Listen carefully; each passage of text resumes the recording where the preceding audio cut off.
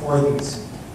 They're essentially not ours. And again, it's not helpful, I know, but I was in this room with Mark, who came to the East Side history lesson, right? And I forget the gentleman's name, who gave kind of a, here's the East Side when I was a kid, and he talked about needing to get out early when there was a fresh snowfall, because before too long it was kind of covered with black, right? Everybody burned coal, everybody had wood, and this is what we've got based around that.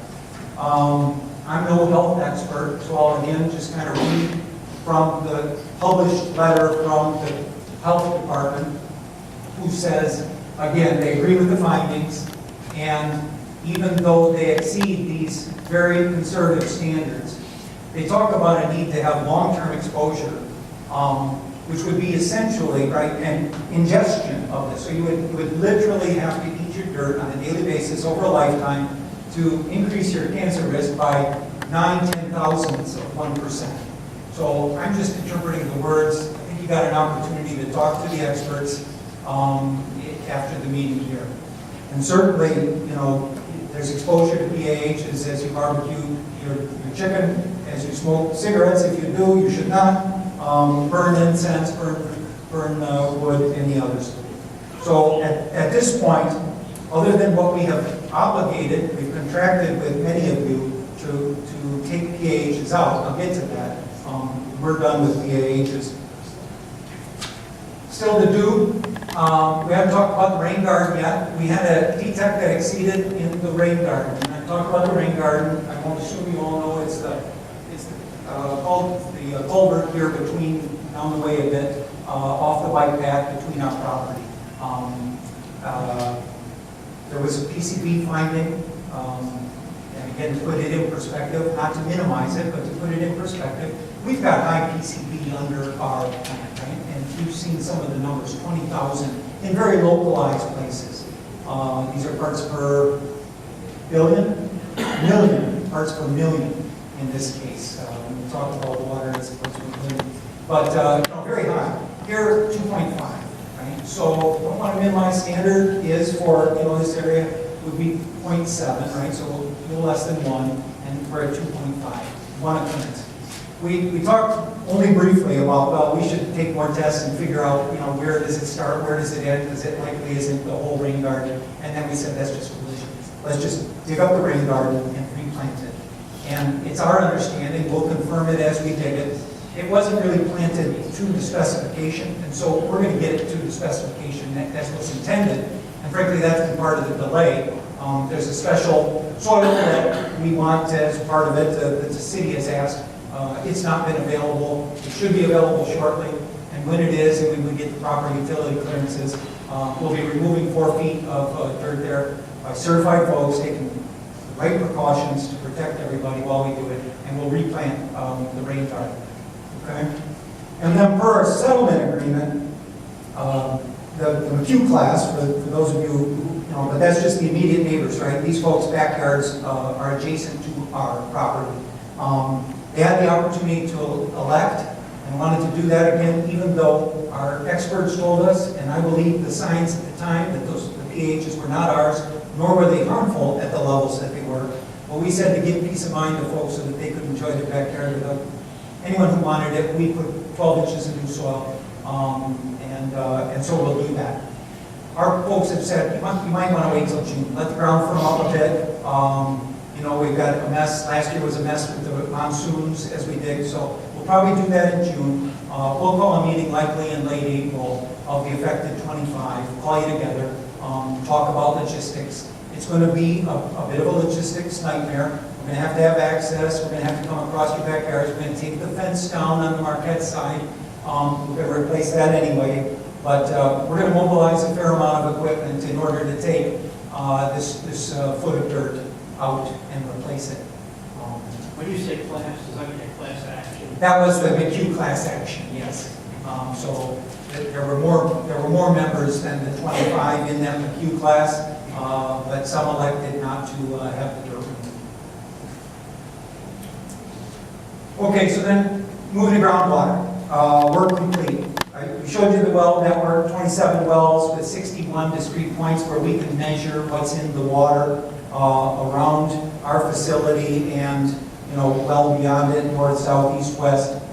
We talked about the 2 chemical oxidation treatments that have occurred, one last year, one this year. Those won't be very effective. They won't hurt anything in the deep groundwater, but they won't be very effective. They're given the makeup and nature of our bedrock. It's like a sponge. There's what they call a matrix infusion. The chemicals kind of get, you know, sucked into it. And so this kind of treatment, not very effective in the deep water, is effective, as we've demonstrated, in the shallow unconsolidated, and that's why we just did it again last week. And it will continue to minimize the, you know, any risk at all of the soil vapor. And again, we talked about what it is. We've mapped out, right, so all of those wells allows the experts to do some mapping. You've seen diagrams like this before. The plume, now I'm back to PCE, right, that's what's in the groundwater. The plume spread out over time tends to follow the gradient of the water, which is generally downward and you know, dominantly to the south. But these charts, you really have to look at them before you jump to conclusions about what they represent. Each is at a different depth. This one is in the 2 to 30 foot kind of range, right? So this is the unconsolidated. This is where that ISCO is effective. And you can see the outer ring on each of these will represent kind of the drinking water standard. And so in the shallow, pretty well contained, the ISCO is destroying PCB in that range. And again, we've got that under control with the soil vapor extraction. This is down further. So this is about 30 to 100 feet down. So again, as you get deeper, it is expanding. And again, those that are knowledgeable in these recognize there's some interpolation necessary, right? If I've got data points from this well and data points from this well, you know, how do I know that that's where that value is? And the answer is we don't, right? They take their best judgment relative to years of experience. We just know that, you know, the drinking water standard is somewhere this side, and based upon the value here, we believe it's kind of in this range. It's about 550 feet or so from the well. I'll come back to that. And then you know, we put this one in lastly to make sure we could answer the question. All right, it was one of the critiques of some of the experts that said you didn't put the northern wells in. So since that report was published, and so again, as you look at some of the stuff out there, right, one, you know, question it all, including from, you know, sources you think you know. Two, make sure it's timely. And, you know, because since that report, we put in this well here and this one here. And so we believe we do know what the plume looks like to the north. And then further down, again, how far? About 100 feet to 170 feet. And really, we believe the bottom of this, and I'll show you one more cross-section here in a minute, you know, at 185, we've got it all, right? It doesn't go deeper than that. And is that the right number? 170, all right, so.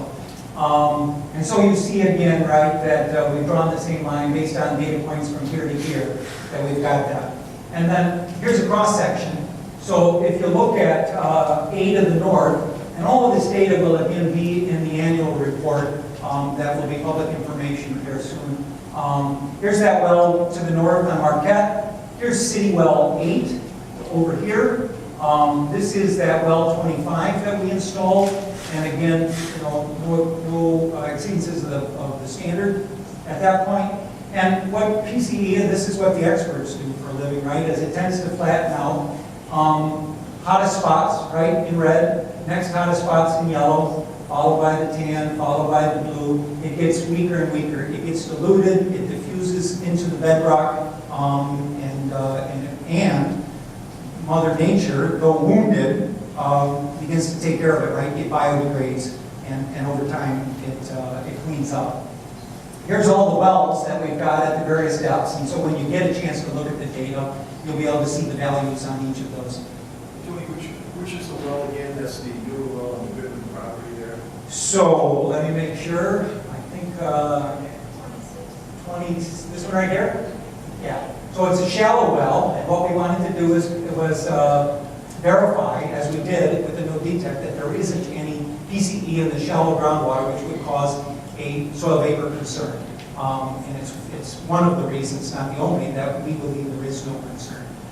So that's the shallow well. Again, this was the one that's out of Marquette. This one is in, what's the park right over here? On the other side of the Goodman Center. So the Goodman Center is kind of right here. Most of the contamination is still under our plant footprint, right in here, right? And so, and this is, where's the extraction well? Right here.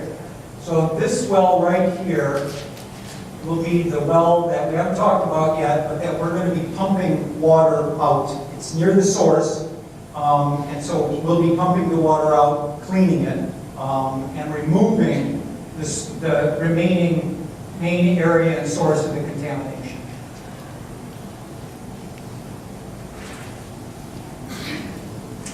So we're complete, right? It's this network of wells that allows us to speak to where it is, at what depths, and at what concentrations. We've done the chemicals, and we've already talked about the ISCO treatments. And so what's left to do on groundwater? Let me catch up here a little bit. Trying to get you off to dinner. So we've designed and certainly had preliminary talks, right? Again, though our belief is based on the experts that as these plumes tend to do in bedrock like ours that's very porous, that they tend to stabilize, right? And we believe ours has stabilized, that it will not travel much further. And there's modeling that's done to do that. And so you could take the tack that said, there's nobody at risk anymore, there's no exposure risk, right? We've taken care of the vapor risk, and we've got the groundwater monitoring wells in there at well 25 to ensure there's no drinking water risk. And so you could make that argument. For a moment, I did. The DNR said, no, that's not adequate, and so we installed the extraction well. And so we installed, and we haven't got the whole design done, but we're going to be pumping water at a rate of about 40 to 50 gallons per minute. From that one I told you, it'll be in our back parking lot there, which is really this, underneath. It'll go down about 170 feet. We'll be pumping from various intervals from about 60 down to 170, is that right? 175. So we'll be pumping water throughout that whole yellow area, right, that contained the highest concentrations of PCE remaining. We'll bring that to the surface. We'll take it through, again, the acronyms for everybody, an extraction and treatment system, but we filter it, right? We'll take it through an air stripper.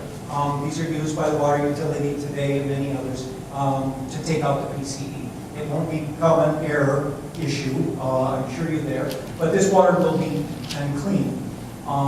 And so it'll do a couple of things for us, right? Anything we bring up, we'll be able to measure how much PCE we're taking out and destroying.